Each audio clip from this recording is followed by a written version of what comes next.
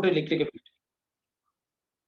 हम्म, जो late join किया उसको तो ठीक हो गया, फिर फिटनेस नहीं हुआ उसका। चलो अपन फोटो इलेक्ट्रिक इफेक्ट पढ़ते हैं। Photo electric effect, actually what I am feeling ना, थोड़ा सा मतलब मुझे लग रहा है कि अपन स्लो चल रहे हैं, अपन को थोड़ा और आगे पहुंच जाना चाहिए था, इसलिए वो जल्दबाजी में छूट गया मुझसे, है ना। थोड़ा मैं बैलेंस करके अच्छे करना चाहता था कि यार थोड़ा जल्दी करो, एटॉमिक स्ट्रक्चर में बहुत ज्यादा टाइम लगा रहा हूँ मैं। अच्छा ठीक है, अपन फोटो इलेक्ट्रिक इफेक्ट की बात करते हैं। बोर मॉडल के लिए कितना पेज, कुछ नहीं, उसको बंद करो। मतलब कितना पेज छोड़ना पड़ेगा ऐसा कुछ भी नहीं है, आप वापस रहने दो उसको, उसको बंद कर दो, काटो मत, बंद कर दो। फोटो इलेक्ट्रिक इफेक्ट अपन वापस पढ़ेंगे उसको, उसको वापस लिखना पड़ेगा, अपन वापस लिखेंगे। चलो फोटो इलेक्ट्रिक इफेक्ट देखते हैं। तो फोटो इलेक्ट्रिक इफेक्ट क्या होता है एक्चुअली, अगर अपन देखेंगे तो जैसे कोई भी मेटल शीट होता है ना, मेटल शीट होता है ना, तो मेटल शीट पे बहुत सारे इलेक्ट्रॉन्स होते हैं,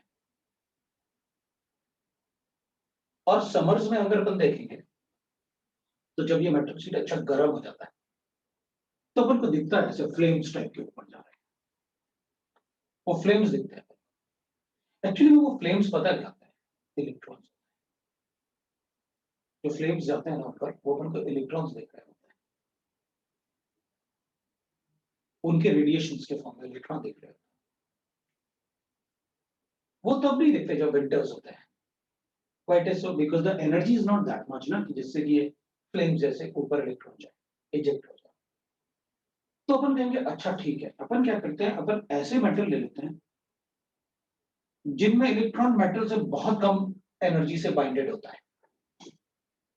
अगर इलेक्ट्रॉन बहुत कम एनर्जी से बाइंडेड होगा मेटल में, जैसे पोटेशियम है, सीजियम है, रुबिडियम है, इस टाइप के मेटल्स, तब तो मैं इस इलेक्ट्रॉन को थोड़ा सा भी एनर्जी से बहुत ज्यादा इजेक्ट कर सकता हूं, इजीली बाहर जा सकता है। और अगर ये इलेक्ट्रॉन इजीली बाहर चला जाए तो मैं इस इलेक्ट्रॉन को कहीं और एब्जॉर्ब कर सकता हूं, जरूरत पड़ी तो। इसका मतलब यह हुआ कि अगर मैं इस इलेक्ट्रॉन को इजेक्ट करना है तो ऑब्वियस सी बात है, एक तो मैं क्या करूंगा, लो आयनाइजेशन, आयनाइजेशन एनर्जी बोलते हैं, लो आयनाइजेशन एनर्जी वाले एटम्स लेंगे जिनकी आयनाइजेशन एनर्जी बहुत कम हो, जिनसे इलेक्ट्रॉन को निकालना वैलेंस शेल से बड़ा इजी हो, तो अपन इलेक्ट्रॉन इजीली इजेक्ट कर सकते हैं। अब अपन क्या करेंगे, क्योंकि हमें एक बात पता है कि जो फोटॉन्स होते हैं, photon is but that is bundle of energy, of energy। तो अपन क्या करते हैं, इन फोटॉन्स को ऐसे एक एक फोटोन मार के इलेक्ट्रॉन इजेक्ट करवाते हैं। बस इसको इलेक्ट्रॉन एक बंडल एनर्जी का मारा तो निकल गया। तो क्या फोटोन में इतना एनर्जी होगा क्या भाई, हमें ये तो पता है कि light has particle character, light का मास भी काफी कम होता है, एक फोटोन का मास बहुत कम होता है, it will be around 1.8 10 to the power of minus 42 grams, एक फोटोन का मास। वो कोई पूछने वाला नहीं है, ना ही मैं उसे कैलकुलेट कर सकता हूँ, बहुत सारे एक्सपेरिमेंट से उन्होंने ये वैल्यू दिया, अपन को जरूरत भी नहीं, हमारे सिलेबस में है भी। हम क्या करेंगे, एक bundle of frequency of energy, अच्छा खासा फ्रीक्वेंसी लेंगे और उसको इलेक्ट्रॉन को मारेंगे तो वो इजेक्ट हो जाएगा। जैसे अपन कोई चीज यहाँ पड़ी हुई है, अपन क्या करते हैं, उससे बड़ी चीज लेते हैं और उसको ऐसे मारते हैं ताकि वो उधर से उछल जाए, बस यही फोटो इलेक्ट्रिक इफेक्ट होता है। फोटो इलेक्ट्रिक इफेक्ट का मतलब है कि देख भाई, मेरे पास एक मेटल शीट है, so metal of low ionisation energy, of low ionisation energy, है ना, जैसे पोटेशियम हो गया, रुबिडियम हो गया और सीजियम हो गया, वो फर्स्ट ग्रुप के एलिमेंट्स है। ये रुबिडियम है, ये सीजियम है। इस पे जो इलेक्ट्रॉन होगा ना सरफेस पे, मैं इस इलेक्ट्रॉन को एक पर्टिकुलर फ्रीक्वेंसी से, इस फ्रीक्वेंसी ऑफ रेडिएशन से उसको हिट करता है। हमें एक बात पता है, energy is directly proportional to frequency. उसको एक पर्टिकुलर एनर्जी से मतलब हिट करो या फ्रीक्वेंसी से हिट करो, एक ही बात है। उस इलेक्ट्रॉन को हिट करोगे तो ये इलेक्ट्रॉन जो होगा वो इजेक्ट हो जाएगा। ये इलेक्ट्रॉन इजेक्ट होगा तो अपन कहेंगे देखो भाई, ये फ्रीक्वेंसी जितनी ज्यादा होगा उतना ज्यादा स्पीड से इलेक्ट्रॉन इजेक्ट होगा, बिल्कुल। अब जितना ज्यादा स्पीड से इसको हिट करेंगे इलेक्ट्रॉन को, वो उतना ज्यादा स्पीड से बाहर निकल जाएगा। लेकिन ये एनर्जी जो अपन इस पे फॉल करेंगे तो ये इलेक्ट्रॉन तो एटम में बाइंडेड होगा ना, तो हमें क्या करना पड़ेगा, ये एनर्जी कम से कम उतना तो देना ही पड़ेगा ना, जिससे कि ये इलेक्ट्रॉन इस मेटल को, मतलब जैसे पोटेशियम ले लेते हैं अपन, तो पोटेशियम तो ऐसे होगा, फर्स्ट शेल में 2 इलेक्ट्रॉन है, सेकंड शेल में 8 इलेक्ट्रॉन है, और लास्ट शेल में फिर 8 इलेक्ट्रॉन है, और इधर 1 इलेक्ट्रॉन है, 1 electron. That is how the potassium is electronic configuration. तो जो ये लास्ट शेल में जो एक इलेक्ट्रॉन है, वो इलेक्ट्रॉन इस न्यूक्लियस से बाइंडेड होगा, कोई कूलम्बिक फोर्स ऑफ अट्रैक्शन हो। तो मैं चाहता हूं कि इस इलेक्ट्रॉन को बाहर इजेक्ट कर दूं, इस इलेक्ट्रॉन को पोटेशियम से इजेक्ट कर दूं। तो अपन कहेंगे देख भाई, जितने फोर्स से ये यहां अट्रैक्टेड है ना इलेक्ट्रॉन, आपको उतना एनर्जी तो देनी ही पड़ेगी। तो मैंने कहा अच्छा ठीक है, मान लेता हूं कि E naught is the energy by which the electron is binded to the metal, मतलब वो वैलेंस इलेक्ट्रॉन न्यूक्लियस से बाइंडेड है मेटल में। That is what I mean by electron is binded to the metal. तो E naught is the energy जिससे कि वो bind है। तो आपको इस इलेक्ट्रॉन को अगर इससे बाहर निकालना है तो कम से कम इतनी एनर्जी तो देनी पड़ेगी आपको। तो इतना एनर्जी देते हैं, तो इतना एनर्जी, अगर ये एनर्जी और ये एनर्जी अगर बराबर है तो अपन कहेंगे इलेक्ट्रॉन धीरे धीरे निकलेगा, लेकिन निकल जाएगा। लेकिन अगर ये एनर्जी इस एनर्जी से ज्यादा है, मतलब अपन ने कहा कि भाई मान लेते हैं कि ई नॉट जो है वो 5 किलो जूल्स है, तो अपन कहेंगे अगर ई का वैल्यू 5 किलो जूल से ज्यादा है तो फिर इलेक्ट्रॉन भी निकलेगा और उसमें स्पीड भी होगी, क्योंकि ये पार्टिकल है वहां से ना इसमें, तो इसमें काइनेटिक एनर्जी भी है। तो मान लो मैंने आपसे कहा कि मैंने इसको 7 किलो जूल्स दिया, अब बताओ क्या होगा। तो अपन कहेंगे 5 किलो जूल्स तो यूज हो जाएगा इसका इससे न्यूक्लियस को ब्रेक करने में, क्योंकि उतने एनर्जी से वो बाइंडेड है। तो जब अपन ने 7 किलो जूल्स दिया तो 5 किलो जूल्स तो यूज हो गया इस इलेक्ट्रॉन को मेटल सरफेस से इजेक्ट करने में। बाकी जो 2 किलो जूल्स बचेगा वो इसको काइनेटिक एनर्जी के फॉर्म में स्पीड देगा। अब सभी मेटल का ई नॉट का वैल्यू तो कांस्टेंट होगा, इसके लिए अलग होगा, इसके लिए अलग होगा, इसके लिए अलग होगा, लेकिन एक ही मेटल में सभी एटम का तो सेम होगा ना। अगर ये पोटेशियम मेटल है तो ई नॉट का वैल्यू कांस्टेंट होगा, वो चेंज नहीं हो सकता, वो तो सेम होगा। तो फिर अगर आप इसको बढ़ाओगे तो अपन कहेंगे काइनेटिक एनर्जी बढ़ जाएगा, मतलब अगर आप 7 की जगह आप अगर 8 करोगे इसको, तो ये तो चेंज नहीं होगा, ये तो 5 ही रहेगा, क्योंकि जिस फोर्स से ये इसमें बाइंडेड है वो तो उतना ही रहेगा। लेकिन अब जो काइनेटिक एनर्जी आएगा, जो पहले 2 किलो जूल्स आ रहा था, अब कितना हो जाएगा, 3 किलो जूल्स हो जाएगा। तो इसका मतलब है kinetic energy will be directly proportional to the energy which is falling on the surface of the matter. जितना ज्यादा ये होगा उतना ही ज्यादा काइनेटिक एनर्जी होगी, ये वैल्यू कांस्टेंट होगी। लेकिन अगर मुझे सपोज करते हैं this energy is directly proportional to nu naught, मतलब this will be called as minimum frequency, that is जैसे ये मिनिमम एनर्जी है required to eject the electron, तो फिर वो ऐसे लिख भी देते हैं। मैं यहां पर जो ई बता रहा हूं इसको ईटी कर देते हैं। ET is the total energy falling on the surface, falling on metal surface, ठीक है। E naught is the threshold frequency, threshold मतलब minimum frequency, is threshold frequency. Threshold frequency का मतलब होता है the minimum frequency required by electron to eject from the metal surface. Minimum frequency और minimum energy लिखे पर, क्योंकि ई नॉट ही लिखा अपन ने, energy required by electron to eject from metal surface, from metal surface, ठीक है। और यहां पर काइनेटिक एनर्जी होगा the speed bye which the electron is, तो अपन इसको ऐसे लिख सकते हैं Et minus E not is always a kinetic energy. भाई ये तो कांस्टेंट है, Et जितना ज्यादा होगा उतना ज्यादा काइनेटिक एनर्जी। अब अपन को एक बात पता है अच्छे से कि भाई देखो E is directly proportional to frequency, and E naught will be directly proportional to nu naught. So E will be equal to h nu and E naught will be equal to h nu naught. ये Planck's quantum theory में अपन पढ़ चुके हैं, ये Planck quantum theory में अपन पढ़ चुके हैं। तो अपन ऐसे कैमरा हाँ ठीक है, एक मिनट है, देख नहीं पाया, ठीक है। तो अपन क्या करेंगे, अपन कहेंगे देखो भाई अभी जो आप बता रहे थे कि अगर ये 8 है ये तो 5 ही रहेगा, ये बढ़ जाएगा, इसका मतलब ये है कि टोटल एनर्जी इन दोनों का सम के बराबर होगा क्योंकि वो कंजर्व हो रहा है, बिल्कुल हो रहा है। तो अपन यहां से लिख सकते हैं कि E total will be equal to E naught plus kinetic energy, बिल्कुल लिखेंगे E total is equal to E naught plus kinetic energy. फिर अपन लिखेंगे इसको ऐसे लिख सकते हैं H nu will be equal to H nu naught plus kinetic energy, लिख सकते हैं अपन, बिल्कुल लिख सकते हो। ये इक्वेशन 1 है, इक्वेशन 2 है, मैं इसको ऐसे भी लिख सकता हूँ kinetic energy will be equal, और काइनेटिक एनर्जी को आप हाफ mv स्क्वायर भी लिख सकते हो। आपको वेलोसिटी ऑफ इलेक्ट्रॉन पूछेंगे तो वो भी बता देंगे। मैं इसको ऐसे भी लिख सकता हूँ hc by lambda is equal to hc by lambda not plus kinetic energy को हाफ mv स्क्वायर, ऐसे भी लिख सकता हूँ।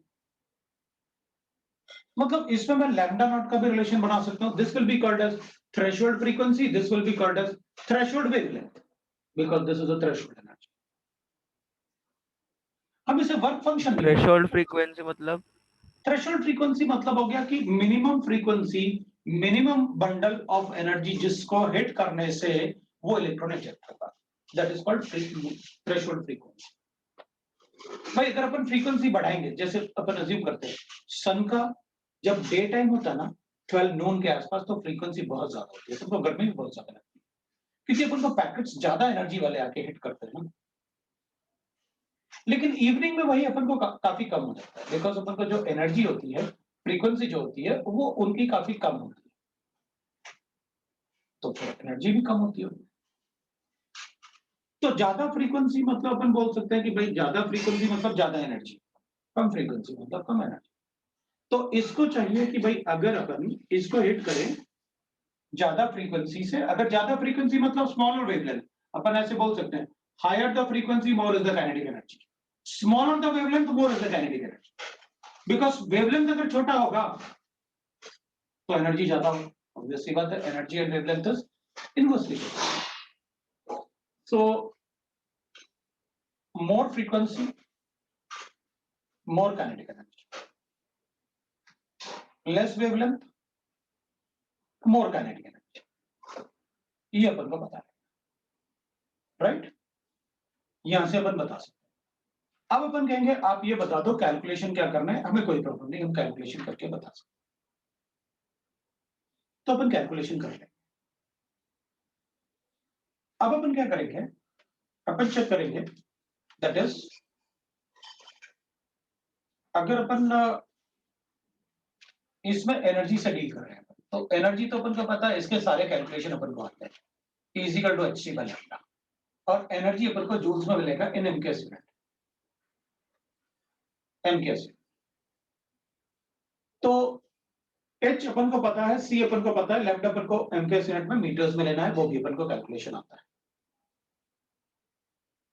एनर्जी अगर मैं इलेक्ट्रॉन वोल्ट की बात करूं, energy in electron volt, electron volt is also energy, तो मैंने कन्वर्जन आपको बताया था एनर्जी इन इलेक्ट्रॉन वोल्ट। तो मैं क्या कर सकता हूं, ये एनर्जी को इलेक्ट्रॉन वोल्ट में, तो मैं डायरेक्टली इसको कन्वर्ट कर सकता हूं इलेक्ट्रॉन वोल्ट और एंगस्ट्रॉम यूनिट में। तो ये कन्वर्जन है 12400 divided by lambda in metres. मतलब इसको अपन को इलेक्ट्रॉन, ये इलेक्ट्रॉन वोल्ट में होता है, वो कैंसिल हो जाता है, और लैम्डा अपन को not metres, it will be in angstrom unit, ये अपन को यूज करना होता है। तो एनर्जी अपन को डायरेक्टली इलेक्ट्रॉन वोल्ट में आ जाएगा, ये मैंने कन्वर्जन किया हुआ है। आप ये अज्यूम कर सकते हो अगर एनर्जी इलेक्ट्रॉन वोल्ट में चाहिए तो 12400 डिवाइडेड बाय आप कर सकते हो that is lambda in angstrom unit. Lambda को आप एंगस्ट्रॉम यूनिट में यूज करोगे तो आपको एनर्जी इलेक्ट्रॉन वोल्ट में मिल जाएगा, डायरेक्टली आप कैलकुलेट कर सकते हो, और इलेक्ट्रॉन वोल्ट से अपन जूल्स में भी कन्वर्ट कर सकते हैं, कोई प्रॉब्लम नहीं। मैंने ये एक फॉर्मूला बना लिया, लेकिन एनर्जी मुझे इलेक्ट्रॉन वोल्ट में मिलेगा इसमें। दोनों इक्वेशन अपन यूज कर सकते हैं एक्सटेंसिवली इन दिस इक्वेशन, कोई प्रॉब्लम नहीं होगा। मैं ये डिपेंड करता है कि हमें किस में एनर्जी दे रखा है। अगर किलो जूल में दे रखा है तो किलो जूल में यूज कर लेंगे, इलेक्ट्रॉन वोल्ट में दे रखा है तो इलेक्ट्रॉन वोल्ट में यूज कर लेंगे।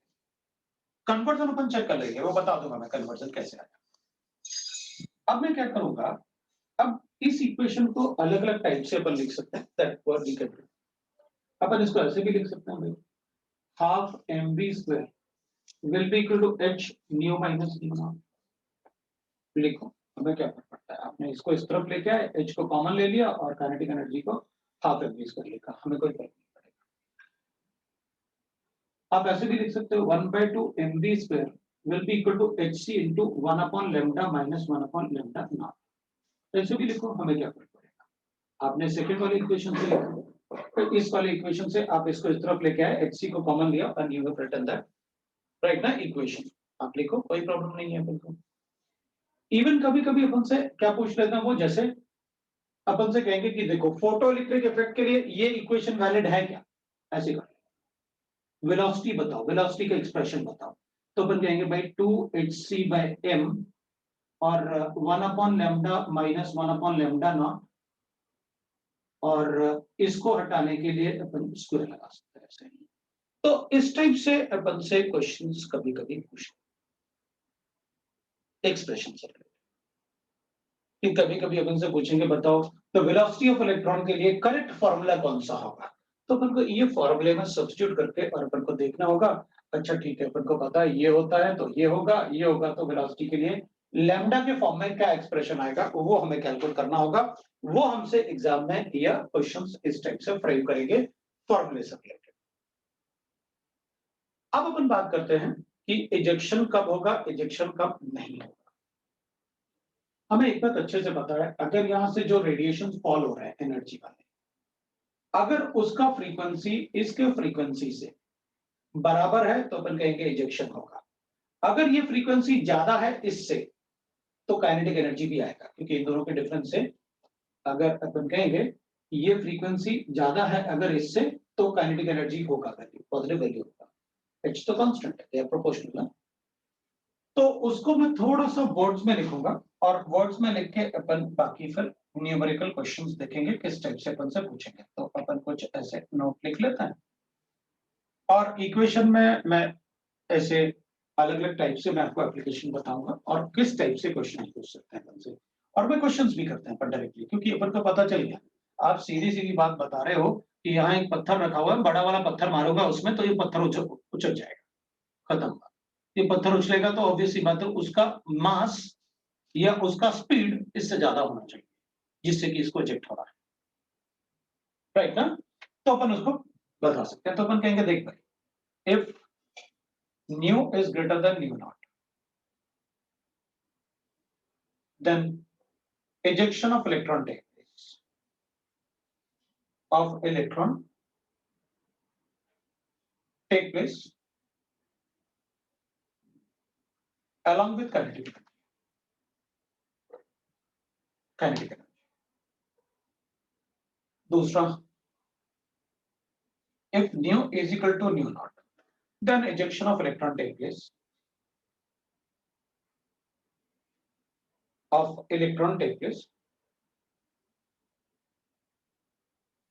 with minimum kinetic energy। क्योंकि थोड़ा तो मूव कर ही रहा होगा ना इलेक्ट्रॉन, मतलब अपन कहेंगे with negligible kinetic energy.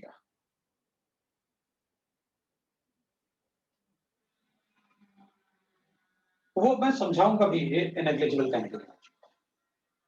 If nu is less than nu naught, no ejection of electron, no ejection of electrons, फिर इलेक्ट्रॉन का ejection नहीं। If इस पॉइंट को थोड़ा ध्यान रखना, बाकी इजेक्शन तो मैंने पहले ही बता दिया था आपको, कब इजेक्शन होगा कब नहीं होगा। If we'll say that the number of radiations falling,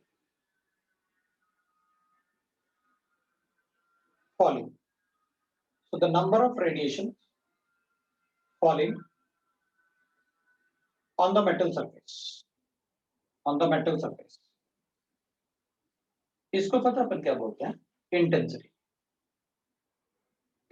of radiations increases, then number of electron ejected increases. Number of electron ejected increases, but kinetic energy will remain same. मैं फोर्थ पॉइंट समझाता हूं. Kinetic energy remains. चलो देखते हैं क्या है. लिख लो आप पहले, फिर मैं आपको एक्सप्लेन करता हूं. ठीक है ना, फिर मैं आपको एक्सप्लेन करता हूं, पहले आप लिख लो. सर हाँ बोलो. सर वो फर्स्ट में उधर ET is the total energy क्या लिखा है डायग्राम ये के वाला नीचे? सर नीचे उधर इधर पोटेशियम और सीजियम के नीचे वो जो सेंटेंस है ना. it is the total energy falling on the surface. So fall on the surface. Falling on metal ना. Okay sir. ठीक है, तो पहले तुम लोग लिख लो, फिर अपन इसको, क्योंकि अब इसमें बताने के लिए ऐसा कुछ है नहीं, बताऊंगा भी तो फिर वो ठीक है, थोड़ा बहुत पहले क्वेश्चंस करेंगे, फिर अपन थोड़ा सा डिस्कस करेंगे. और पहले तो अपन न्यूमेरिकल क्वेश्चन करेंगे इसमें. पहले मैं फोर्थ पॉइंट आपको एक बार बता दूंगा क्या है वो, उसके बाद अपन देखते हैं क्या करना है.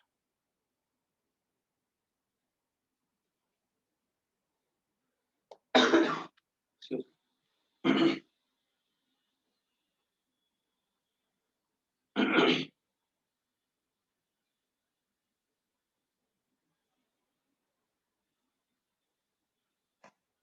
हो गया.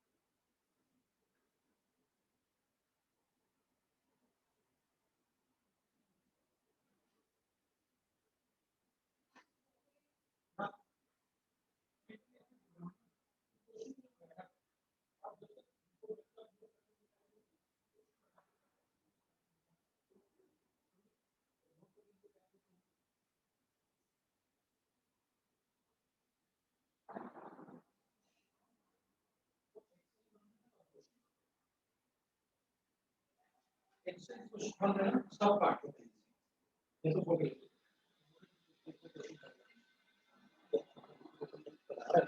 उसमें क्या हो गया. सर फोर्थ पॉइंट का मतलब ये है ना कि मतलब नंबर ऑफ फोटॉन्स इंक्रीज होंगे तो नंबर ऑफ इलेक्ट्रॉन्स भी ज्यादा रिलीज होंगे. बिल्कुल, अगर फोर्थ पॉइंट का मतलब है कि अगर एक से ज्यादा रेडिएशन फॉल कर रहे हैं इस पे सेम फ्रीक्वेंसी के, तो एक से ज्यादा इलेक्ट्रॉन इजेक्ट हो रहे होंगे with same kinetic energy. Actually intensity word का मतलब अपन को क्या लगता है, ज्यादा एनर्जी की बात कर रहे हो. सर पर यहाँ पे फ्रीक्वेंसी सेम रहनी चाहिए. हाँ, फ्रीक्वेंसी सेम रहनी चाहिए तभी काइनेटिक एनर्जी सेम रहेगी. तभी तो अपन ने उस वर्ड का मीनिंग बताया अभी. If the intensity of radiation increases, मतलब नंबर ऑफ रेडिएशन इंक्रीजेस, इस फोटोइलेक्ट्रिक इफेक्ट में. फोटोइलेक्ट्रिक इफेक्ट में नंबर ऑफ रेडिएशन का मतलब क्या है, वी गॉट इट. चलेगा, सबको समझ में आया? Yes sir. चलो भाई, Yes, sir. क्वेश्चन Yes, करते हैं. sir. चलो क्वेश्चन पढ़ो, फिर तो क्वेश्चन लो और क्वेश्चन सॉल्व करके दिखाओ.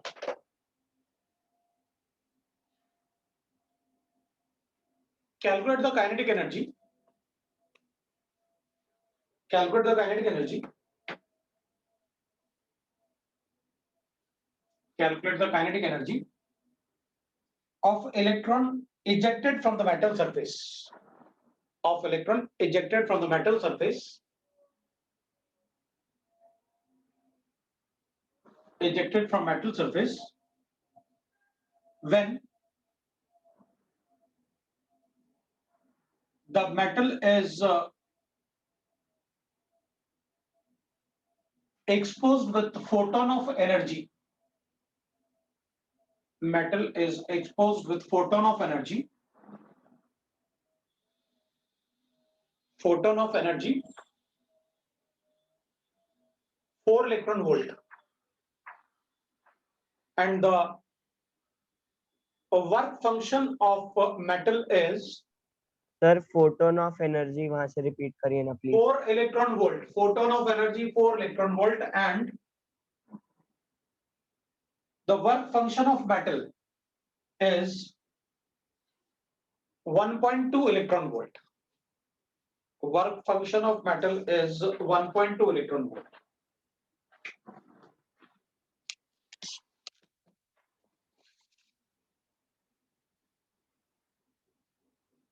हम E naught को वर्क फंक्शन बोलते हैं. E naught is nothing but the work function of metal. E naught is a work function of the metal.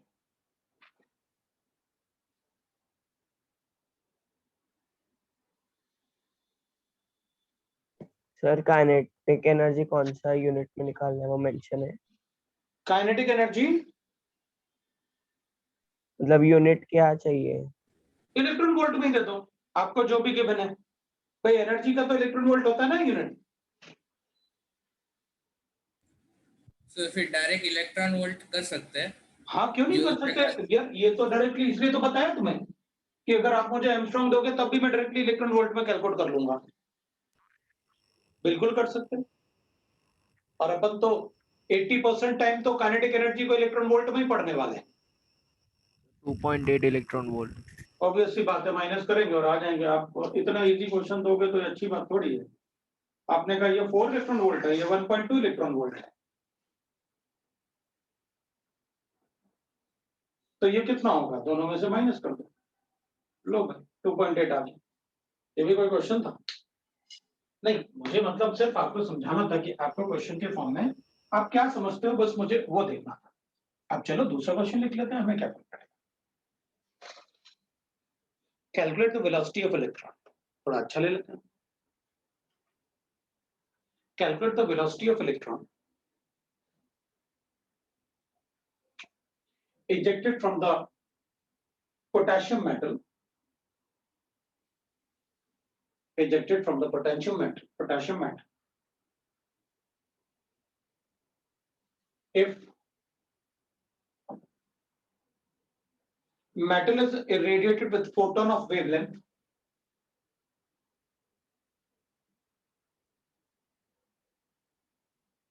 of 400 nanometers,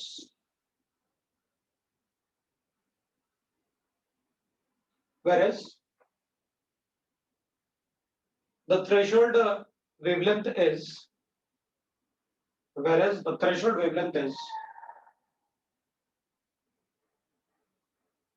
600 nanometers. Whereas the threshold wavelength is 600 nanometers.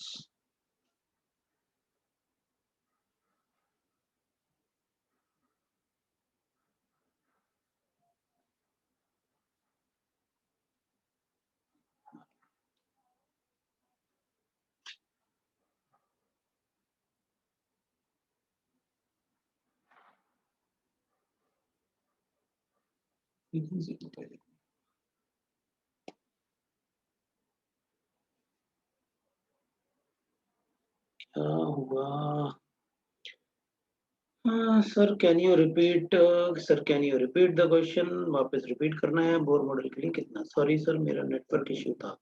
Starting का sentence repeat करिए. चलेगा ना, कोई problem नहीं. कभी कभी होता है यार नेटवर्क में. Calculate the velocity of electron ejected from the potassium metal. Calculate the velocity. अपन को वेलोसिटी कैलकुलेट करना है इसमें. वो काइनेटिक एनर्जी से कैलकुलेट कर लेंगे. Calculate the velocity of electron ejected from the metal surface, from the potassium metal surface, from the potassium metal, if the photon of wavelength irradiated on the metal surface is 400 nanometers and the threshold wavelength is 600 nanometres है।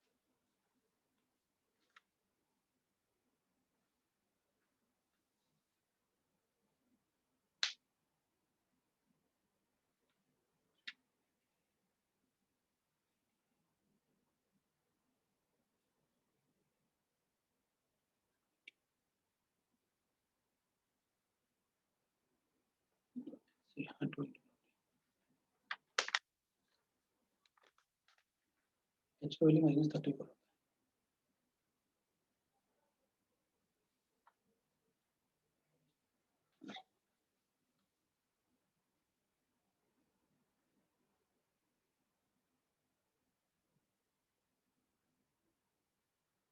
MKS value में V का value अपन को पता है ना, MKS value में HC का value अपन को पता है 2 into 10 20 into 10 की पावर minus 20।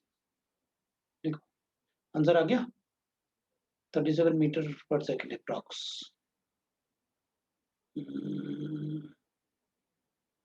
मीट का आंसर आ गया भाई, जल्दी करो कैलकुलेशन।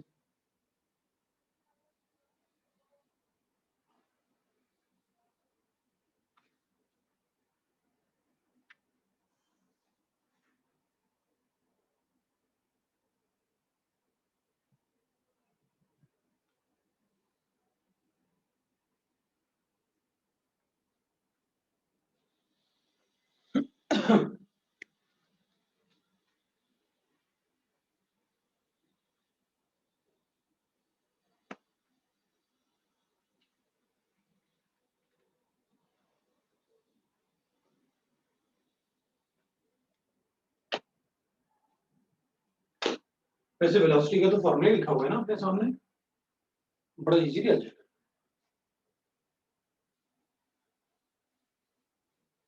है ना, वेलोसिटी का तो फॉर्मूला ही अपने सामने लिखा हुआ है, अपन को वैल्यूज ही सब्स्टिट्यूट करना है और एचसी का वैल्यू अपन को पता है। सर 36.4 का रूट क्या होगा? 36.4 मीटर पर सेकंड। नहीं सर 30 नहीं, v square is equal to 36.4 into 10 raised to power 10। Sir हाँ सर, मेरा भी रूट में आया, मैंने रूट नहीं लिखा। अच्छा ठीक है, तो चेक कर लेता हूँ मैं। v सर स्क्वायर रूट 37 आया चेक कर लेता हूँ, एक बार चेक कर लेता हूँ। v स्क्वायर तो hc इज 20 into 10 के पावर minus 26 into 2 कर लेता हूँ, डिवाइड बाय m का वैल्यू जो होगा ना, mass of electron is 9.1 into 10 के पावर minus 30 का। अब मुझे लैम्डा भी लिखना है। लैम्डा को पहले मैं ना ऐसे कर लेता हूँ, lambda naught minus lambda 1 divided by lambda naught into lambda. तो मैं इसको ऐसे कर लेता हूँ।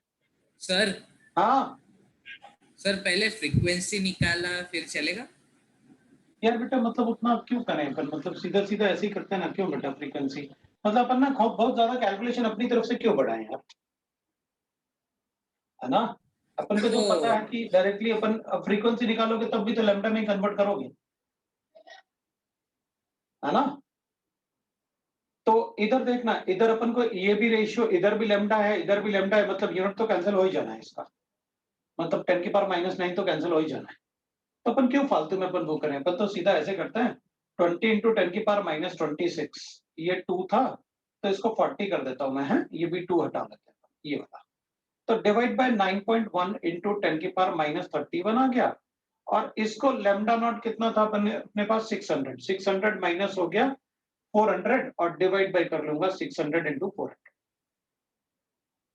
अब इसको भी अपन लिखेंगे, देखना ये 200 आया अपने पास, तो इसको भी नैनोमीटर्स से कन्वर्ट करोगे, इसको भी करोगे, ये नैनोमीटर्स है तो दोनों का 10 की पावर -9 तो रेशियो में कैंसिल हो 10 जाएगा। to the power -7 अलग अलग। हाँ तो वो तो कैंसिल हो जाएगा ना बेटा, तो अपन 0 कैंसिल करके इसको 2 कर लेते हैं तो ये 1200 हो जाएगा। तो अपने पास आंसर आ गया 40 इंटू 10 की पावर -26 डिवाइड बाय 9.1 इंटू 10 की पावर -31 इंटू 1/1200। अगर 1200 आएगा तो मैं पहले तो ये हटा लेता हूँ, और इस 0 को, मतलब ये एक्चुअली 9 -30 बने हैं, इस वाले 0 को मैं ऊपर ले जाऊंगा और 4 को मैं कैंसिल कर लेता हूँ पहले, 4 1 जा 4 3 जा, तो ये 30 हो गया। मैं 3 9 जा 27 लिख लेता हूँ ये, तो 10 की पावर -26 डिवाइडेड बाय 3 9 जा 27.3 कर देता हूँ, और ये एक 0 जो बचा हुआ है ऊपर ले जाता हूँ तो उसे 7 कर देता हूँ और ये 31 कर देता हूँ। अब मैं पहले ये रेशियो कैंसिल कर लेता हूँ, अगर मैं 10 to ratio the cancel power करूंगा 4। तो मुझे ये 1 मिलेगा, ये 3 है और ये 1 है, तो मतलब 4 का डिफरेंस है, तो -4 होगा तो 10 की पावर 4 आ जाएगा, और ये 1/27 आ जाएगा, 27.3 आएगा मेरे पास। तो 1/27.3 का मतलब हो गया कि 0, तो अगर मैं इसे कैंसिल करूंगा ना तो ये जाएगा ऑलमोस्ट 3 टाइम्स, तो मैं 27 इंटू 3 कर लेता हूं, that will be equal to 81, 19 बचेगा, तो ये 6 टाइम चला जाएगा ऑलमोस्ट, तो into 10 to the power of 4 आ जाएगा मेरे पास। तो मैं इसको कर लेता हूं भाई, 10 टू द पावर 4 का मतलब हो गया कि इसको 360 कर देता हूं। देखो जरा, अगर कोई रूट डाउट है किसी 360 को तो सर, मीटर रूट 360 आएगा ना? हाँ अभी रूट लेंगे अपन, तुमने कहा था कि वी स्क्वायर कैलकुलेट करो सर, तो मैंने वी स्क्वायर बता दिया था, वी स्क्वायर के लिए मैंने ऐसे किया था, चलेगा। सर पर वो तो इसमें था ना नैनोमीटर्स में। हाँ बेटा, तो अपन ने नैनोमीटर देखो ना, अपने पास जो ये आया था ना, तो इसको भी नैनोमीटर में कन्वर्ट करोगे क्योंकि ये 200 नैनोमीटर्स है, ये 1200 नैनोमीटर्स है, तो 200 नैनोमीटर्स को मैंने कन्वर्ट किया 10 की पावर, इसको ना मीटर में कन्वर्ट किया, तो ये भी 10 की पावर -9। अच्छा सर, ये मतलब वो कैंसल हो गया। हाँ हाँ हाँ, वो कैलकुलेशन इजी कर रहे हैं ना अपन, कैलकुलेशन अपनी तरफ से अपन क्यों वो करें, तभी तो मैंने उसको देखो ना लैम्डा को इस फॉर्म में लिखा पहले, तभी तो उससे आगे कैलकुलेशन कर शुरू किया। बोलो, अब मेरा सर कुछ आंसर, अलग आ रहा है। हाँ वो वी स्क्वायर मतलब जो है वो काफी स्टूडेंट मुझे 37 या 36 बता रहे थे, तो वी स्क्वायर मुझे सर 360 आ रहा है, तो अगर इसमें कहीं गड़बड़ है तो आप बताओ। सर 600 नैनोमीटर्स इंटू 400 नैनोमीटर्स है ना? 600 इंटू 400 था ना, लेकिन वो 200 ऊपर जो आया था वो मैंने 200 को 2 से कैंसिल कर लिया था। सर वो सर नहीं 10 to the power sir minus 600 into 10 to the power -9 into 400 into 10 to the power -9 दो बार आएगा ना वो, तो आपने एक बार ही किया है।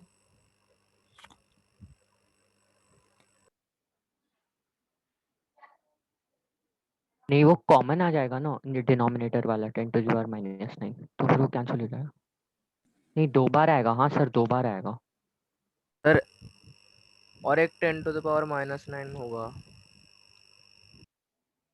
यस बात सर। तो बहुत सही कह रहा है कि वो 200, आपने ये तो 200 नैनोमीटर कर लिया, वो तो ठीक है, लेकिन यहाँ पर तो नैनोमीटर का स्क्वायर है क्योंकि मल्टीप्लाई कर रहे हो आप, 600 इंटू 200, ये भी नैनोमीटर था और ये भी नैनोमीटर था, तो कॉमन थोड़ी निकाल सकते हो, हाँ कॉमन निकालो, तो फिर एक नैनोमीटर कैंसिल हुआ, एक थोड़ी कैंसिल हुआ, हाँ सर।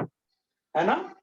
बात तो सही कह रहा है कि सर सर आप एक कैंसिल करो, दोनों कैसे कैंसिल कर सकते हो, तो अपन क्या करेंगे ना, एक तो अपन को लेना पड़ेगा 1 नैनोमीटर, मतलब यहाँ पर मुझे 10 की पावर -9 तो लेना पड़ेगा MKS यूनिट, सो 10 की पावर -9 लूंगा तो ऊपर 10 की पावर -9 मतलब 10 की पावर 9 लिखूंगा मैं, मतलब ऊपर मैं 10 की पावर 9 लिखूंगा जो मैंने नहीं लिखा, ऊपर मैं 10 सर की वी पावर 9 स्क्वायर आ रहा है 36 इंटू 10 टू द पावर 16 आ रहा है। नहीं थे, 16 कैसे आएगा? फिर तो इसमें 10 की पावर 9 आएगा ना बस। तो अपने पास 36 into 10 to the power of 10 आ रहा है यार। Sir 36.4 into 10 to the power 10 है ना? उतना ही आ रहा है मेरा। एक बार देखो जरा सब लोग कैलकुलेट करके, अगर मैंने कहीं कोई गड़बड़ किया तो बताओ भाई, बोलो तो फिर से कैलकुलेशन कर देता यस हूँ। Sir, v square 36 into 10 to the power 10 आ रहा है। हाँ तो मेरा भी उतना ही आ रहा है। v square is 36 into 10 की पावर 10, उतना ही मेरा आ रहा है। 36.4 आया तो चलेगा ना? चलेगा चलेगा चलेगा। तो v अपन लिख लेंगे 6 into 10 to the power of 5 meter per second। लो भाई आ गया, रूट ले लेंगे ना, बड़ा अच्छा रूट आ गया है 36 और 10 की पावर 10। तो रूट लेंगे तो 36 का रूट तो 6 आ गया और 10 की पावर 10 का। सर मैंने ना उधर क्या किया कि वो जो 10 to the power -9 था ना, वो पहले कॉमन लेके साइड में ले ली, मतलब ब्रैकेट के बाहर ले लिया वो, और उसके बाद किया तो भी मेरा वही आंसर है। चलेगा वो भी? हाँ चलेगा, मतलब कॉमन लेके तूने पहले मतलब अलग अलग लेके फिर बाहर कॉमन लेके फिर उसके बाद कैलकुलेशन किया, चलेगा? हाँ सर। चलेगा चलेगा चलेगा चलेगा। किसी को डाउट है? नहीं तो चलो जल्दी से दूसरा क्वेश्चन लिखो एक। When a certain metal, अब एक दूसरा मेटल अपन लेते हैं। When a certain metal, एक दूसरा क्वेश्चन करते हैं।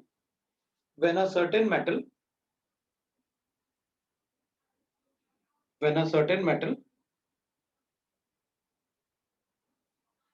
was irradiated with the light of frequency,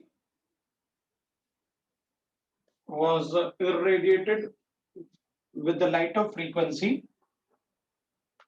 was irradiated with the light of frequency 3.2 10 की power 16 hertz, irradiated with the frequency 3.2 into 10 की power 16 hertz.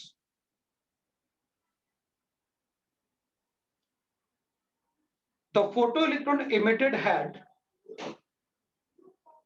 the photoelectron emitted have twice the kinetic energy, have twice the kinetic energy as, Sir, please repeat. मैं फिर से check बोल रहा हूं है। The photo, मैंने आपसे कहा when a certain metal of was irradiated with the frequency 3.2 into 10 की power minus 10 to the power of only 16 है 16 hertz. The photoelectron emitted had, the photoelectron emitted had twice the kinetic energy as did, twice the kinetic energy as did photoelectrons emitted, photoelectrons emitted when same metal, when same metal is irradiated, when same metal is irradiated with the light of frequency 2 into 10 की power 16 hertz, 2 into 10 to the power of 16 hertz.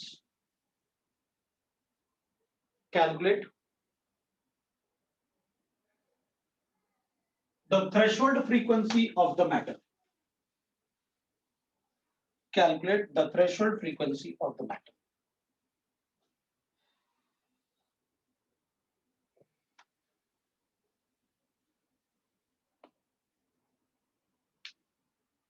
मैं आपको पहले question समझाऊं, आप पढ़ के देख लो, पहले आप समझो, अब अपने आप करो, क्योंकि सभी जगह अगर मैं बताऊंगा तो फिर अच्छी बात नहीं है। तुम लोग अपने आप चलना सीखो, नहीं आएगा तो मैं आपको बताऊंगा ना कैसे चलना है।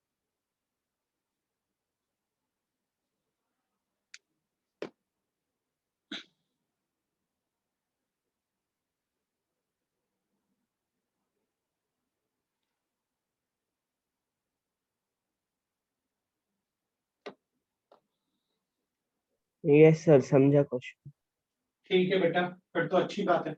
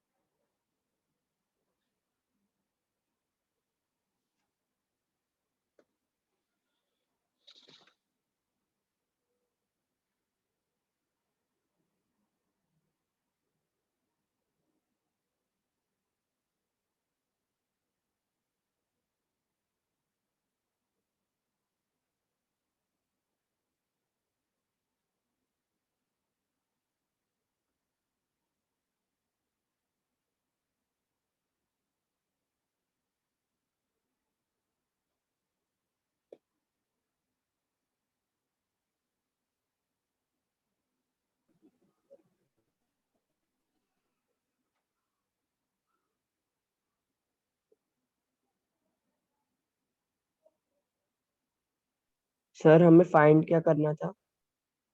New not.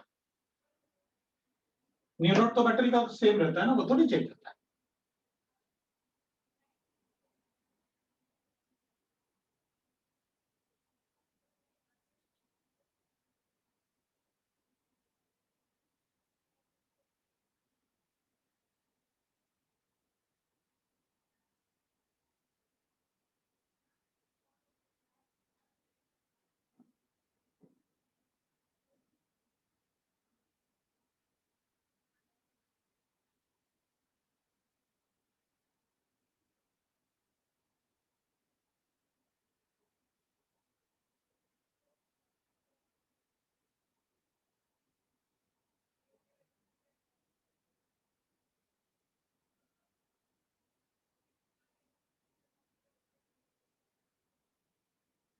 लो भाई, आंसर भी बता दिया इसने।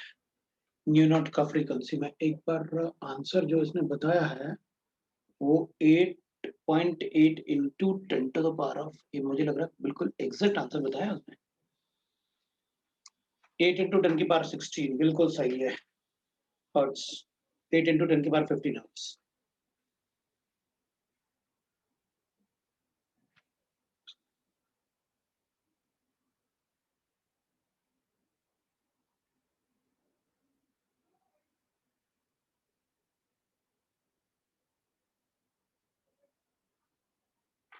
किसी को डाउट है तो वो पूछेगा, वैसे मैंने क्वेश्चन को समझा दिया।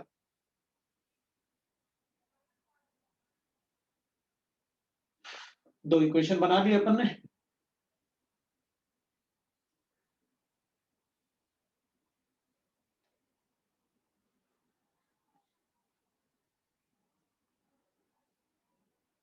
गिवन है यहाँ पर कि ये ट्वाइस है उससे,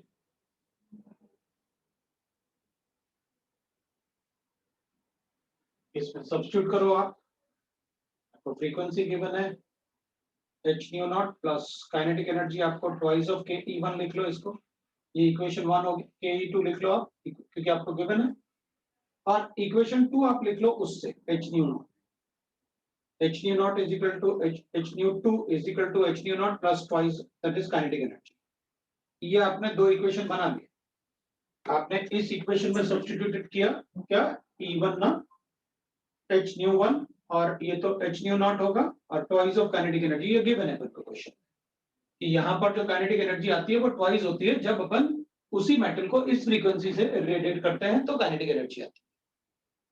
तो अपन ने सेकंड इस इक्वेशन में एच न्यू टू सब्स्टिट्यूट कर लिया, और किसी भी एक पर्टिकुलर मेटल के लिए ये तो कांस्टेंट ही रहेगा, तो जो फ्रीक्वेंसी मतलब एनर्जी जिससे इलेक्ट्रॉन निकलेगा उसमें अपन को कोई प्रॉब्लम नहीं, और काइनेटिक एनर्जी अपन को के ई टू गिवन है उसका, तो अपन ने लिख लिया उसको।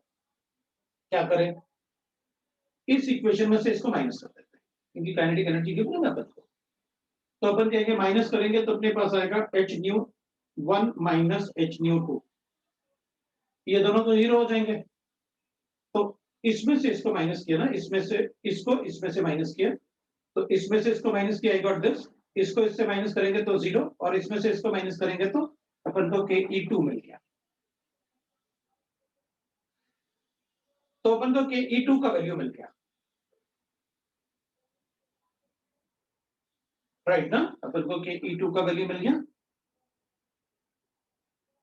कितना है, तो अपन क्या करेंगे, अपन को पता है कि ई टू का वैल्यू कितना है और एच न्यू नॉट, तो अपन क्या करेंगे, अपन को पता है कि ई टू के लिए क्या सब्स्टिट्यूट करना है, तो इसके लिए करेंगे H nu two minus is equal to E naught, और यहां पर अपन लिख लेंगे that will be equal to H nu one minus H nu naught, ये अपने पास है, नहीं एच न्यू टू था ये वाला, सॉरी ये तो कैंसिल हो गया था ना, अपन को टू लिखना था, ये टू, तभी मैं सोचूं वो कहां से आ गया, इसको अपन कैलकुलेट कर लेंगे, तो एच न्यू टू मैंने इसको इसमें सब्स्टिट्यूट कर दिया, ये इक्वेशन आपका 2 था, ये इक्वेशन आपका 3 था, सब्स्टिट्यूटिंग इक्वेशन 3 इन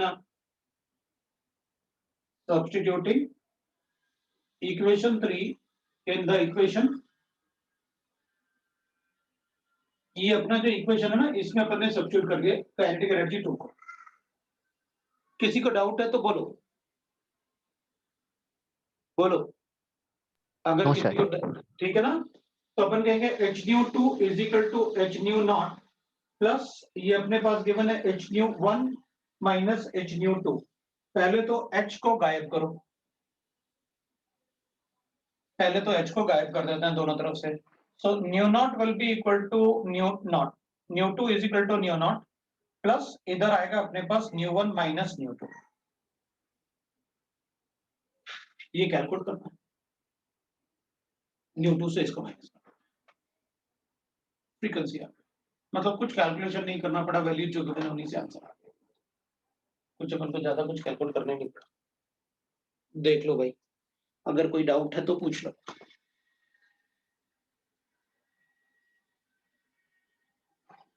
मतलब जल्दबाजी बात करो कि वैल्यूज गिवन है तो सब्स्टिट्यूट कर ही देते हैं, थोड़ा सा पेशेंस रखो। पक्का? हाँ सर। समझ में आया? ठीक है भाई। तो फिर मुझे लगता है सबको समझ में आ रहा है। किसी को डाउट होगा तो भाई उसकी जिम्मेदारी है पूछना, मतलब ऐसा नहीं होना चाहिए कि सर हाँ सर पहले स्टेप से नहीं आया समझ में। पहले वाले स्टेप इस वाले स्टेप से। Yes sir. अब रुक जा, है मैं ये वापस हटा रहा हूँ, वापस लिखूंगा। ये लेगा सर आंसर क्या आया? 8 into 10 to the power 15। बिल्कुल वही है आंसर। देख बेटा, अपन ने क्वेश्चन में अपन को गिवन था कि जब मैं एक फोटोन को इरेडिएट करता हूं मेटल पे इस फ्रीक्वेंसी से, तो जो काइनेटिक एनर्जी इधर आती है ना वो डबल होती है जब अपन उसी मेटल को इतने फ्रीक्वेंसी के रेडिएशन से इरेडिएट करें। तो ठीक है, मतलब इसका मतलब ये होगा कि ये डबल है इससे। देख लिया, ठीक है। अब देख, अब इस सिचुएशन के लिए अपन ने कहा कि भाई एक लिख लो आप इक्वेशन, तो ये टोटल एनर्जी होगा threshold energy plus kinetic energy ना, तो E1 is equal to E naught plus kinetic energy. एक इक्वेशन आ गया अपने पास। ऐसे इसके लिए भी लिखो, तो अपन कहेंगे इसमें एनर्जी E2 ले लेते हैं जो रेडिएट किया, तो E naught plus kinetic energy 2 लिख लिया अपन ने। अब अपन को गिवन था कि जो काइनेटिक एनर्जी 1 है ना वो इससे ट्वाइस है, तो अपन ने कहा ठीक है E1 will be equal to E naught plus twice of kinetic energy लिख सकता हूं। ये इक्वेशन 3 हो गया। अब अपन को क्या लग रहा था ना कि इन दोनों इक्वेशन में अपन कुछ बना सकते हैं क्या? अगर इस इक्वेशन से इसको माइनस कर देते हैं तो काइनेटिक एनर्जी बचेगा और E1 माइनस E2 हो जाएगा। सो E1 minus E2 subtracting equation 2 from 3। ठीक है, तो इसमें से इसको माइनस कर दो तो E1 माइनस E2 आ गया। अब इक्वल टू लगा दो तो लगा दिया। अब इसमें से इसको माइनस करो तो 0 आ गया। इसमें से इसको माइनस करोगे तो काइनेटिक एनर्जी आ गया, क्योंकि ये 2 आ गया काइनेटिक एनर्जी 2। तो अपन को पता चल गया कि भाई काइनेटिक एनर्जी 2 जो है that is equal to E1 minus E2। ये अपन को पता चल गया। अच्छा, अब अपन ने कहा भाई E1 माइनस E2 तो मुझे पता है क्या है, क्योंकि मुझे E1 E2 में फ्रीक्वेंसी गिवन है μ1 μ2। तो मैंने कहा इसको अपन काइनेटिक एनर्जी को rather than writing in form of energy, चलो इसको उसके फॉर्म में लिख लेते हैं, इन एनर्जी के फॉर्म में। तो hν1 माइनस hν2 हो गया, ये hν2 हो गया। ये अपन को पता चल गया। अपन ने काइनेटिक एनर्जी का रिलेशन अपन को पता था, तो इसको इक्वेशन 4 कहते हैं। अपन कहेंगे देखो भाई, एक ऐसा इक्वेशन जिसमें मुझे काइनेटिक एनर्जी और E2, इसमें भी E2 था, तो मैं इसको ना काइनेटिक एनर्जी 2 की जगह इसको सब्स्टिट्यूट कर देता हूं, इसको भी hν0 और इसको भी hν2। ν2 मुझे गिवन है, तो मैंने क्या किया, इक्वेशन 4 को सब्स्टिट्यूट किया इक्वेशन 2 में। नाउ सब्स्टिट्यूट इक्वेशन 4 इनटू 4 को आप 2 में इक्वेट कर दो, तो वो सब्स्टिट्यूट कर दो, तो E2 will be equal to E0 और काइनेटिक एनर्जी 2। काइनेटिक एनर्जी 2 को मैं क्या लिख सकता हूं, E2 माइनस E1। ठीक है, अब सबको H के फॉर्म में लिखो, hν के फॉर्म में। तो ये हो जाएगा hν0, ये हो जाएगा hν, ये हो जाएगा क्या hν2 और ये हो जाएगा माइनस hν1। H कॉमन लो, सभी में कॉमन है तो दोनों तरफ कैंसिल कर। तो nu naught is equal to nu two is equal to nu naught, that will be equal to nu two minus nu one आ गया। अब अपन को ये गिवन है, कितना न्यू टू गिवन था, 2 इंटू 10 की पावर 10, नहीं 16। न्यू नॉट आपने मुझे कैलकुलेट करने के लिए कहा था, this is equal to what, nu two that is 2 into 10 to the power of, right ना, ये E2 माइनस नहीं, ये E1 माइनस E2 था, आई एम सॉरी है, ये अपन को काइनेटिक एनर्जी मैंने यहाँ से गलत सब्स्टिट्यूट किया क्योंकि वो नेगेटिव थोड़ी आ सकता है। तो मुझे पता चल गया, मैं कुछ गड़बड़ कर रहा था, तो मुझे पता चल गया था कि माइनस कैसे करोगे। सो 3.2 माइनस मुझे पता चल गया इंटू 10 की पावर 16 माइनस 2 इंटू 10 की पावर 16 मुझे गिवन था। अब अपन क्या करें, ये कैलकुलेट करना है, बाकी सब गिवन है तो ठीक है भाई, इन दोनों में को सब माइनस किया तो मुझे कितना आ जाएगा, ये तो 2 माइनस कर देते हैं तो 1.2 बचा। तो nu two will be equal to 2 into 10 की पावर माइनस 16 माइनस 1 पॉइंट, ये कितना बचा था अपने पास 1.2 इंटू 10 की पावर 16, ये ले भाई, आया ना किसी हाँ को? सर, Yes, वहां पर sir. भी 16 हो जाएगा ना? हाँ, तो 0.8 इंटू 10 की पावर 16 आ गया अपना आंसर। लो भाई, ये आंसर था। कैलकुलेशन में मिस्टेक नहीं होनी चाहिए, एक बात ध्यान रखना, that is very important for us. ठीक है, चलो अपन एक दूसरा क्वेश्चन और करते हैं, इतना टाइम है अपने पास कि अपन एक क्वेश्चन और कर सकते हैं। चलो सर 1 मिनट सर। चलो चलो ठीक है, जल्दी करो।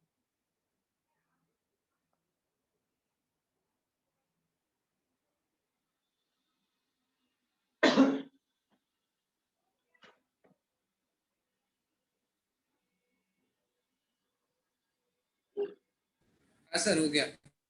चलो लिखो, सर ये electron 0.8 into 10 to the power 16 होगा ना, 6 लिखा है आपने। हाँ तो कर दो ना, तुम लोग इसमें मतलब परेशान क्यों रहते हो, उसको कर दो ना बेटा, उसमें क्या फर्क पड़ता है। ठीक है ना सर, भूल गए उसको लिखना, दिख तो रहा है अपन को क्या लिखना है।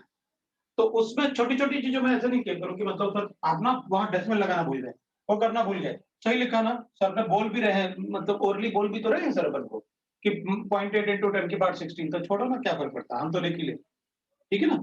वो उतनी छोटी चीजों में अपन वो ध्यान नहीं देते, आप लेकिन ध्यान दोगे तो आप सोच लो कि मतलब सर ने सब कुछ कैलकुलेट करके बताया, कैलकुलेशन सर को बताने की जरूरत नहीं है, वो मैं कर लूंगा, आप कंसेप्ट बताओ क्या है यहाँ पर। कैलकुलेशन तो नहीं बनेगा तब आप बोल देना कि सर इसका कैलकुलेशन आप करके दिखाओ, हम लोगों से नहीं, मतलब जल्दी कैसे करना है विदाउट कैलकुलेटर वो आपको दिखाओ, तो मैं कर दूंगा, कोई प्रॉब्लम नहीं। दूसरा लिखो, एक और करते हैं question. Electrons are emitted with zero velocity, electrons are emitted with zero velocity from the metal surface, zero velocity, electrons are emitted with zero velocity from the metal surface, when it is exposed with zero velocity from the metal surface, when it is exposed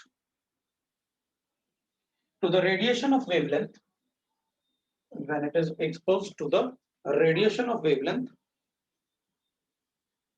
6626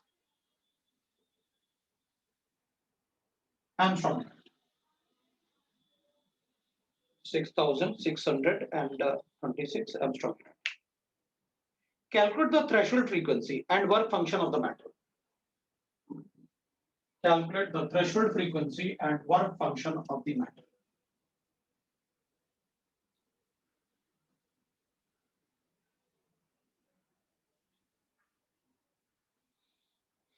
sir wavelength आप repeat कर सकते हो? So wavelength is 626, वैसे लिख दिया मैंने यहाँ पर 6626 Angstrom. दूसरा क्या फाइंड आउट करना है? एक तो अपन को थ्रेशोल्ड फ्रीक्वेंसी फाइंड आउट करनी है और थ्रेशोल्ड एनर्जी, वो वर्क फंक्शन बोलते हैं अपन उसे, and the work function.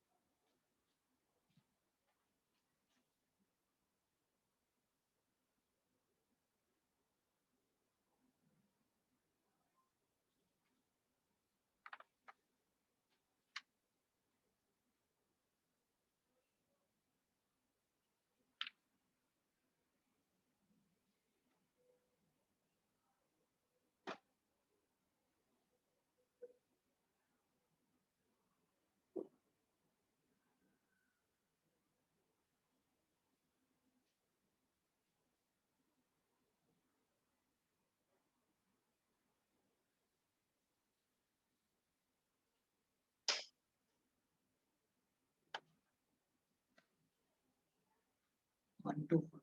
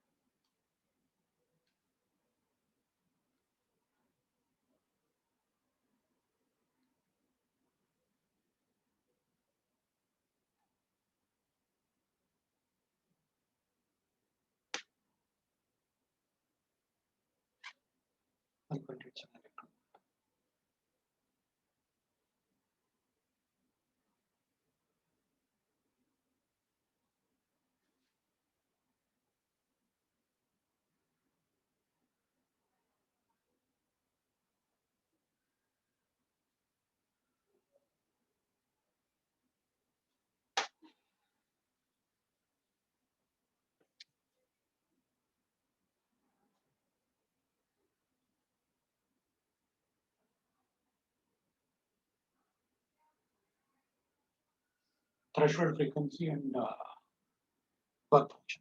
Work function is E naught. Threshold frequency.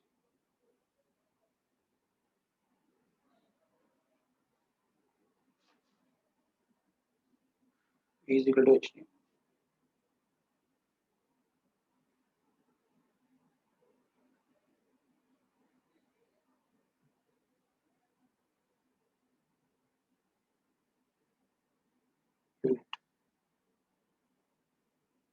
Electron volt को कन्वर्ट करो joules में।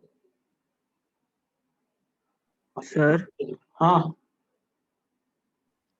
सर फ्रीक्वेंसी 4.5 हर्ट्ज है। Frequency is 4.5 hertz. बेटा बहुत छोटा बता रहे यार, वो भी कैलकुलेट करें। 1.87 into 0.02 इतना joules अब divide by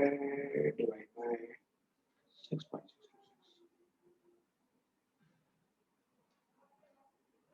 कितना बोला तुमने?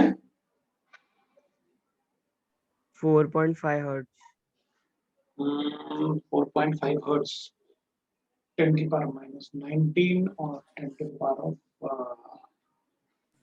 सर मेरे को तो 0.5 into 10 raised to 16 है।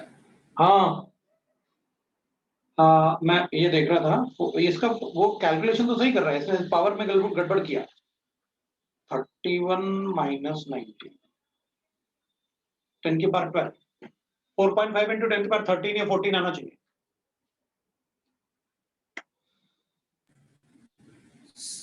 करूं कैलकुलेट? ये वर्क फंक्शन तो E नॉट हो गया यार। ये तो E इज इक्वल टू हो गया अपने पास E naught plus kinetic energy ना। काइनेटिक एनर्जी तो उसने 0 कहा है, तो E is equal to E naught आ गया। That is called work function. और E अपन को गिवन है, कितना वेवलेंथ गिवन है, तो अपन इसको ना इलेक्ट्रॉन वोल्ट में कन्वर्ट कर लेते हैं। कैसे? 12400 डिवाइडेड बाय क्या करना है 626 into 10 to the 626 6662 आ रहा है। That is equal to E naught and that comes out to 1.87 electron volt. ये लो आपके पास बताया था ना मैंने यूनिट, अगर लैम्डा एंगस्ट्रॉम यूनिट में है और आप एनर्जी पूछोगे मैं फट से कैलकुलेट कर लूंगा। आपने बता रखा है मुझे कि वो इलेक्ट्रॉन वोल्ट में आती है। Once I got an electron volt, I got this. E naught is sir equal to H nu. frequency 0.46 into 10 raised to power 16। क्या? हाँ हो सकता है, मैं एक मिनट कैलकुलेट करके बता देता हूँ। 1.8 into 10 की पावर 1.87 है ना। 1.87 into 10 to the power of -9 into 1.602 into 10 की पावर -19। ये करूंगा तो इलेक्ट्रॉन वोल्ट जूल्स में कन्वर्ट हो जाएगा। H मुझे पता है 6.626 into 10 to the power of minus, और वो कैलकुलेशन भी बड़ा अच्छा आ रहा है। ये भी ऐसे ही है ना, -34 इंटू न्यू नॉट आपने दे रखा है। न्यू नॉट कैलकुलेट करना है इधर से आपको। तो 1.87 है अपने पास, दैट इज 1.87 इंटू 1.602 10 की पावर -19 डिवाइडेड बाय मेरे पास आ रहा है 6.626 इंटू 10 की power -34, that is new not. चलो चेक कर लेते हैं। 34 और 19 इसको कैंसिल करते हैं, तो 19 और 34 मतलब 15 आ जाएगा, -15 तो ऊपर जाके 15 हो जाएगा। तो 1.87 into 1.602 divided by 6.626 into 10 to the power of 15 nu आ रहा है। लो भाई आ रही है अपने पास फ्रीक्वेंसी पर सेकंड। तो अब अपन चेक करते हैं, ये ऑलमोस्ट 6 टाइम जा रहा है। थोड़ा बड़ा है ये वैल्यू तो और छोटा जाएगा, तो ऑलमोस्ट 1/6 आएगा अपने पास। तो या 2 into 16 मतलब 3 के आसपास जाएगा, 3 के आसपास जाएगा तो 1/3 आएगा, तो 1/2.2 1/2.2 आएगा। 1/2.2 का मतलब हो गया 0.45 आएगा। तो 0.45 मतलब 4.45 आ रहा है मेरे पास। ये 0.45 into 10 to the power of 15 मतलब 4.5 into 10 की पावर 14 आ रहा है। देखना है, देखो देखो देखो सर बोलो। एक ज्यादा आ रहा है कुछ एक पॉइंट ज्यादा आ रहा है। Sir. Power 0.46 into 10 raised to power 16 आ रहा है। अरे यार थोड़ा कैलकुलेट करो। 2.9 divided by 6.6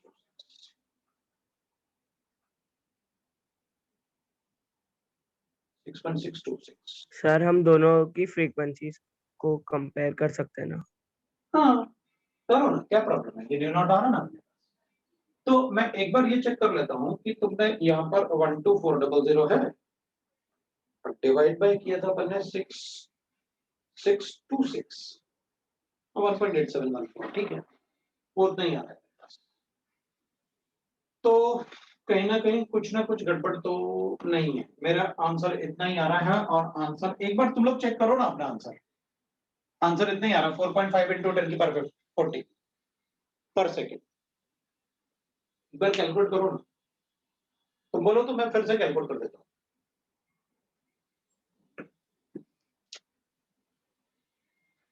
इलेक्ट्रॉन वोल्ट की जगह मैं लैम्डा से भी कैलकुलेट कर सकता हूँ। करूँ कैलकुलेट उससे सी बाय लैम्डा से। Yes sir. 6.626 into 10 to the power of -34 into C का वैल्यू हो जाएगा 3 into 10 to the power of 8 divide by कर लेता हूँ लैम्डा कितना गिवन है 6.6626 into 10 to the power of -10। मैं ना इसको हटा देता हूँ और नीचे 10 की पावर 3 लिख लेता हूँ, ये कैंसिल कर दिया।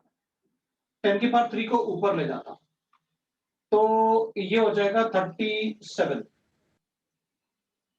में से 10 और 3 क्यों किया आपने? ये 6.626 था ना, ये 66 को कैंसिल करना था।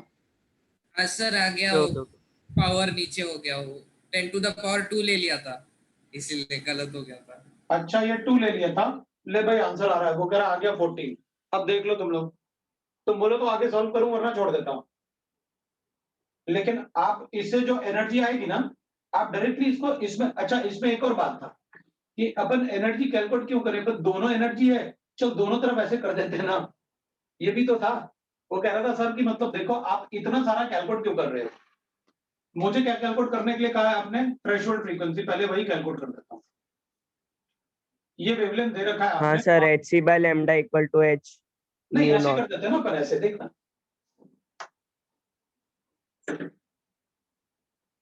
बोलो ना, कर सकते हैं ना। एच एच कैंसिल हाँ सर। ये तो और भी इजी होता। सर मैंने ऐसे अल्टीमेट है ही ना किया, पर फ्रीक्वेंसी। मेरे को पता नहीं क्यों फ्रीक्वेंसी 4.5 आ रहा है। अच्छा तो अपन देख लेते हैं ना, कोई प्रॉब्लम नहीं, देख लेते हैं। ये तो और भी ज्यादा इजी है ना, और भी ज्यादा कैलकुलेशन इजी है इसमें तो। भाई इसमें तो अपन कहेंगे भाई देख 3 into 10 की पावर 8 लैम्डा अपन को गिवन था 6.626 into 10 to the power sir of, मुझे ये भी देखना फ्रीक्वेंसी 4.5 ही पर आ देख रहे लेना, हैं। ये आ गया ना अपने पास ऐसे, ये 10 की पावर इधर -18 हो जाएगा अपने पास है, ये इधर 18 हो जाएगा 10 की पावर 18। अब अगर अपन यहाँ पर कैलकुलेट करें तो ये 1 बाय कितना आ रहा है, 1/2 के आसपास आ रहा है। हाँ हाँ सर सर, समझा, मैंने वो -10 को +10 ले लिया था उधर। हो गया, लो भाई उसका भी आंसर आ गया। अब सबके आंसर आ रहे हैं, वही आ रहा है। अब बताओ। अच्छा सर, मुझसे गड़बड़ हो गई थी, मैंने उसे 6000 कंसिडर कर दिया था। तो फिर भाई ये तो गलत बात है फिर। चलो अच्छा होमवर्क हाँ देख हाँ। लेते हैं अपन, है तो एक बार और कैलकुलेट कर लेना, अगर किसी को डाउट होगा तो बता दूंगा। अब आप एक बार होमवर्क लिख लो, आज शीट से भी होमवर्क है, एक्सरसाइज 1 का पार्ट 1 and 2, ये पी मतलब पार्ट होगा अपना, है सेक्शन ए एंड बी। अब अपना शीट से भी होमवर्क है, और डीपीपी कितने किए अपन ने, 5 कर पाँच। चुके हैं सर। लो तो फिर आज 6 है। ये अपना होमवर्क है भाई। सर एक्सरसाइज 1 का एक्सरसाइज 1 का part 1 and 2 section A B. Part 1 में सब्जेक्टिव है, पार्ट 2 में ऑब्जेक्टिव है। सर वो स्कैटरिंग एंगल का फॉर्मूला क्या है? वो डीपीपी 6 के पहले वो दिया है क्या? वो ना उसमें गिवन होगा, थ्योरी गिवन होगी उसके लिए। आप चाहो तो छोड़ भी सकते हो क्योंकि वो अपने सिलेबस में नहीं है। फालतू बच्चों को परेशान कर देते हैं, वो अपने सिलेबस में नहीं है। उसको आप चाहो तो छोड़ भी देना। फॉर्मूला वगैरह या तुम बोलोगे तो मैं डिस्कस कर दूंगा क्लास में, वो किस टाइप से कैसे फॉर्मूला बना के उन्होंने किया, क्योंकि वो रदरफोर्ड एक्सपेरिमेंट में बहुत कुछ था, उतना अपने सिलेबस में नहीं है, उतना नहीं पढ़ना है, तो काफी कम पढ़ना होता है। ठीक है ना? सर ये डाउट ग्रुप होमवर्क है। आज बनाओ। बोलो सर डाउट ग्रुप आज बनाओगे? डाउट। सर रिमाइंडर दे रहा हूँ डाउट ग्रुप बनाने। अच्छा, डाउट का ग्रुप बनाने के लिए, ठीक है, चलेगा, मैं कर दूंगा, कोई प्रॉब्लम नहीं।